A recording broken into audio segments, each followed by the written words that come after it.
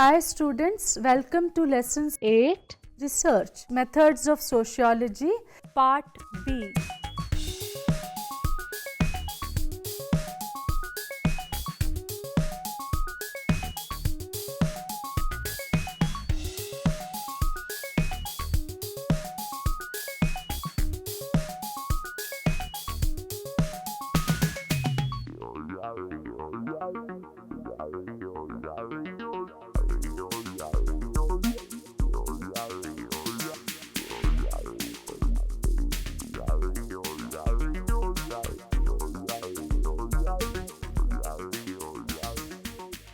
Primary and secondary research.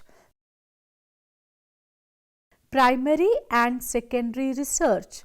Primary research is also called field research.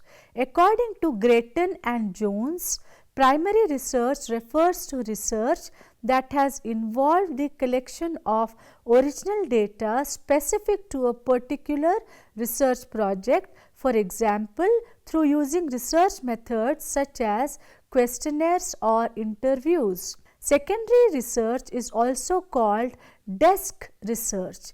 In this type of research, the researcher will not only collect any primary data and rely on existing sources of data. Marketing research reports, census, company websites, news reports, magazine articles are some of the sources of secondary data. Secondary research is usually carried out at home or library with the help of both the internet and printed materials. Ideographic and nomothetic. Ideographic and nomothetic methods represent two different approaches to understanding social life. An ideographic method focuses on individual cases or events. It involves trying to uncover a great deal of detailed information about a narrower subject of study. A nomothetic method, on the other hand, seeks to produce general statements that account for larger social patterns which form the context of single events, individual behaviors and experience.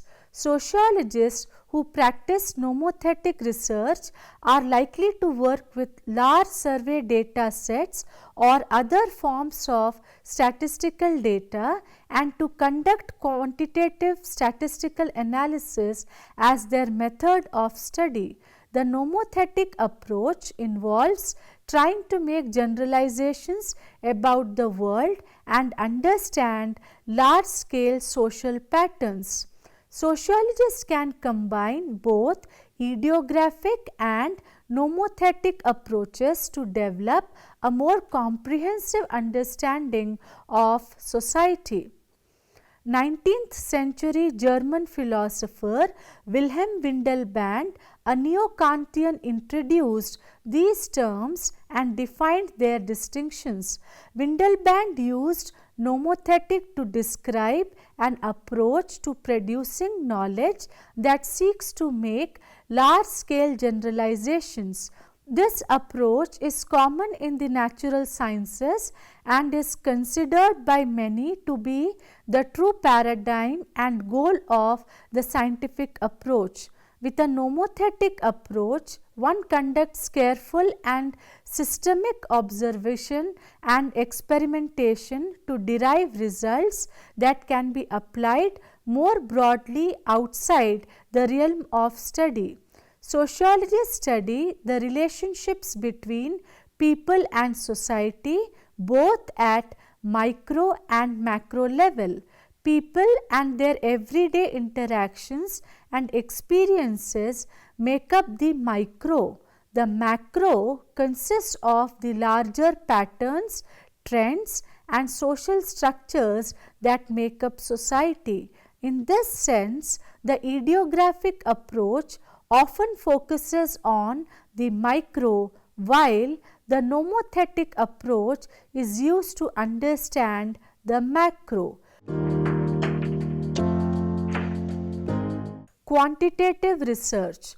Quantitative research usually involves collecting and converting data into numerical form so that statistical calculations can be made and conclusions drawn. Researchers will have one or more hypotheses. There are research questions to be addressed, including predictions about possible relationships between variables. In order to find answers to these questions, the researchers will also have various instruments and materials, for example, paper or computer tests, observation checklists, etc., and a clearly defined plan of action. Data is collected by various means following a strict procedure and prepared for statistical analysis. Presently, statistical computer packages are also being used. The analysis enables the researchers to determine to what extent there is a relationship between two or more variables. Statistical analysis permits researchers to discover complex causal relationships and to determine to what extent one variable influences another. Objectivity is very important in quantitative research. Consequently, researchers take great care to avoid their own values or attitude affecting the results. They also critically examine their methods and conclusions for any possible bias. The main emphasis of quantitative research is on deductive reasoning, which tends to move from the general to the specific. This is sometimes referred to as a top-down approach. The validity of conclusions is shown to be dependent on one or more premises, prior statements, findings or conditions being valid. Qualitative research. Qualitative research is the approach which emphasizes the socially constructed nature of reality.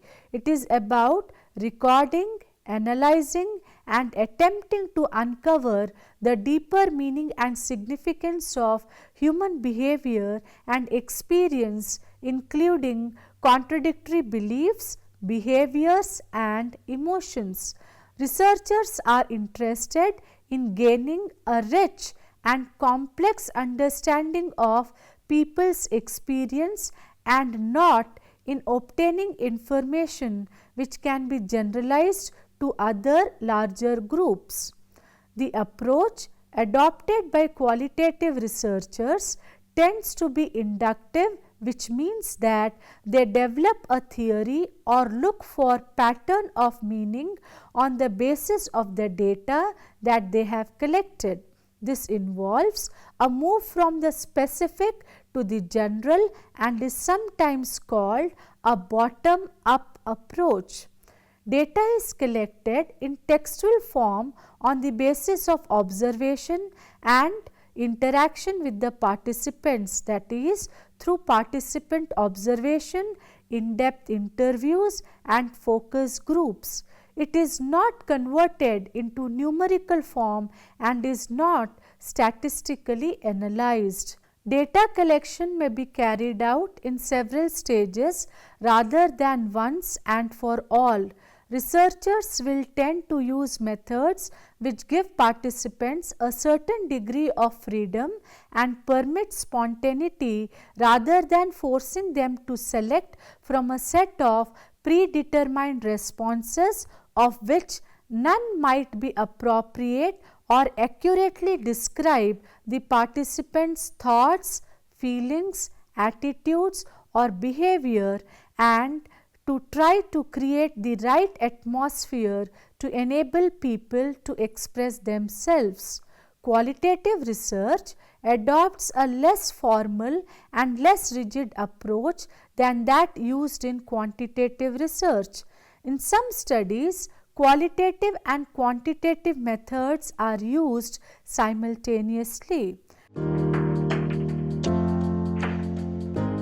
Deductive and inductive approaches to research. Deductive method works from the more general to the more specific. Inductive method works the other way, moving from specific observations to broader generalizations and theories. According to Gratton and Jones, deductive approach involves testing of a predetermined theory, explanation or hypothesis. This approach helps researchers establish a hypothesis by using existing theories. Deductive research is focused method of testing hypothesis. However, some critics would argue that this approach does not encourage divergent thinking. It may also limit the scope of creativities. According to Gratton and Jones, inductive approach generates the explanation from the data collected. It is the opposite of deductive research. It aims at exploring a new theory. It is about moving from specific observations to broader generalizations and theories. Inductive approach is flexible as the researcher does not have to follow any predetermined information. However, critics would argue that if observations are incorrect, the researcher would end up in incorrect conclusions. There are some differences between deductive and inductive approaches to research. In deductive approach, the researcher begins the process by considering past and present theories concerning the topic of the research. This helps the researcher develop some hypothesis. The new hypothesis will then be tested by the researcher in the process of conducting a new study. The collected data will either confirm or reject the hypothesis. On the other hand, relevant theories are not considered at the beginning of an inductive research. In this approach, clusters of data or patterns start emerging from the observations or measures conducted by the researcher. From these patterns, the researcher begins to generate new themes. It should be noted that deductive approach is usually adopted by researchers conducting quantitative research, while inductive approach is usually adopted by researchers conducting qualitative research. The ideal type method. The ideal type method of investigating social phenomenon has been illustrated by Max Weber, George Simmel and Durkheim. According to this method, an ideal is constructed from concrete cases and then a particular case is evaluated according to the degree of its approximation to the ideal.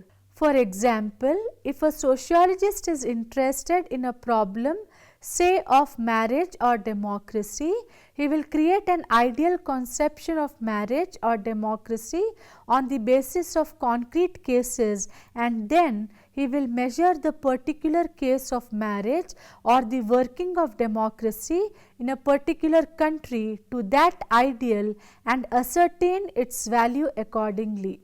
According to Weber, ideal type analysis and scales of personal values have proved very valuable for descriptive and analytical studies. This method can be used as a means of interpreting particular situations. Ideal method is also used to detect the causal force of other factors. However, the major challenge is the construction of an ideal type. It is a subjective process. Influence of personal preference cannot be ruled out in constructing an ideal. The ideal type is liable to change with the change in situations. Moreover, ideal type is not adequate to understand the complexity of society. Sociometry. The method was at first initiated by Jacob L. Moreno, Romanian American psychiatrist, psychosociologist and educator, the founder of psychodrama. Though it was primarily and chiefly used by psychologists, but its value in the study of sociological problems is now being gradually recognized. Sociometry is a set of techniques to measure in quantitative and diagrammatic terms attractions and repulsions in interpersonal relations.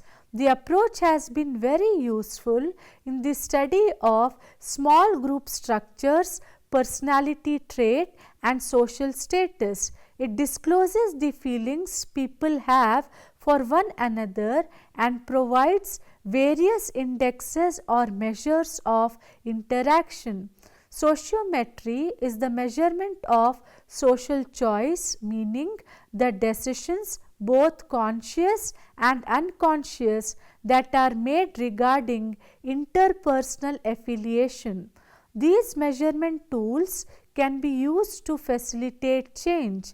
At its most basic level, sociometry addresses the various aspects of human connection.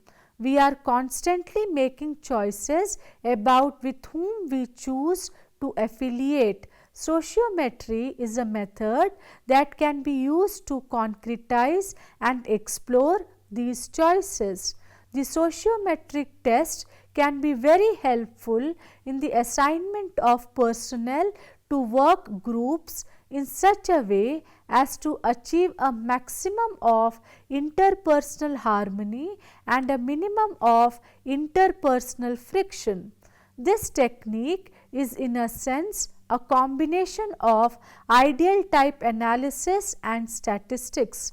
This method is simple and reliable. However, it measures only one aspect of interpersonal attitudes and is not quantified.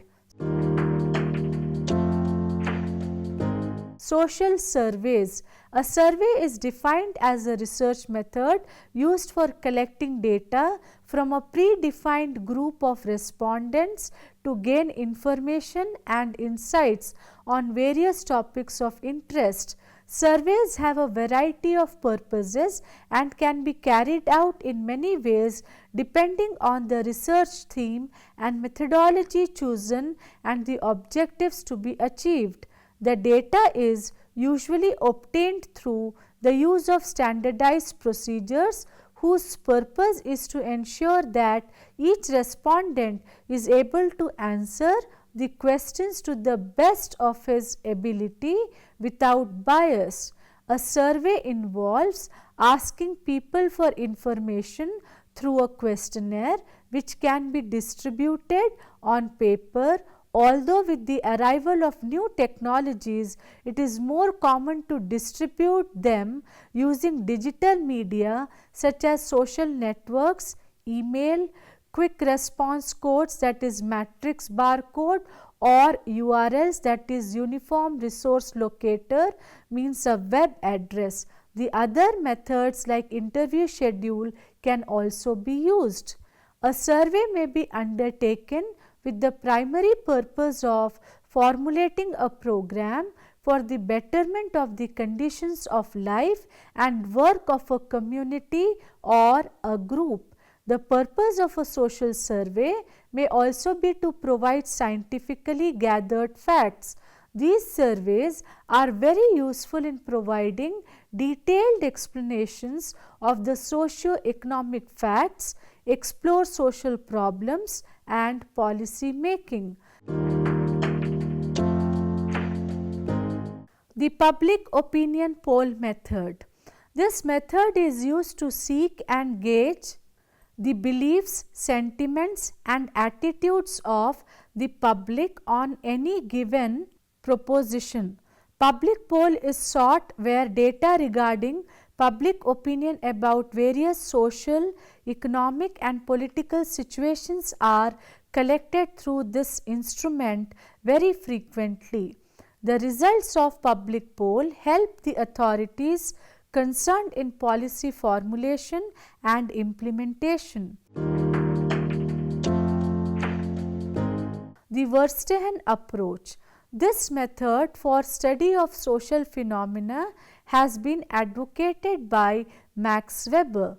Verstehen is a German word which means understanding or comprehension of sociological problems. The advocates of this method maintain that the observed facts are of little significance unless they are evaluated through discovery of their inner meaning. The American sociologist Charles Horton Cooley says in his Sociological Theory and Social Research 1940 that in order to grasp the significance of behavior of individuals, the researcher must understand the thought processes and sentiments and shares their states of mind. It is only then that the actions of the individuals can be best understood. This method should be utilized along with the scientific or empirical method for best results. Functionalism or structural functional method. Functionalism refers to the study of social phenomena from the point of view of the functions that particular institutions such as family, class, political institutions, religion, etc. serve in a society. The functional approach was employed by sociologists like Auguste Comte, Herbert Spencer and others, and anthropologists like Bronislaw Malinowski and Radcliffe Brown. It is a functional analysis of the different parts of society. According to R.K. Merton, American sociologist, it depends upon a triple alliance between theory, method and data. Function is the contribution which a partial activity makes to the total activity of which it is a part. The functional method assumes that the total social system of society is made up of parts which are interrelated and interdependent, each performing a function necessary to the life of the group, and these parts can best be understood in terms of the functions that they perform or in terms of the needs they meet. And since they are interdependent, we can understand them only by investigating their relationship to other parts as well as to the whole social system. Sociology uses different methods by which sociological facts can be collected, analyzed and put into proper form and certain conclusions drawn from them. As the social phenomenon is very complex and the data to be collected are very large, it is difficult to suggest which particular method should be employed by sociology. The sociologists have therefore been employing various methods for investigating social phenomenon. The important methods used in sociology are historical method, comparative method, statistical method, case study, primary and secondary method, inductive and deductive method, quantitative and qualitative method, questionnaire, interview method, observation method, experimental method, social survey, etc.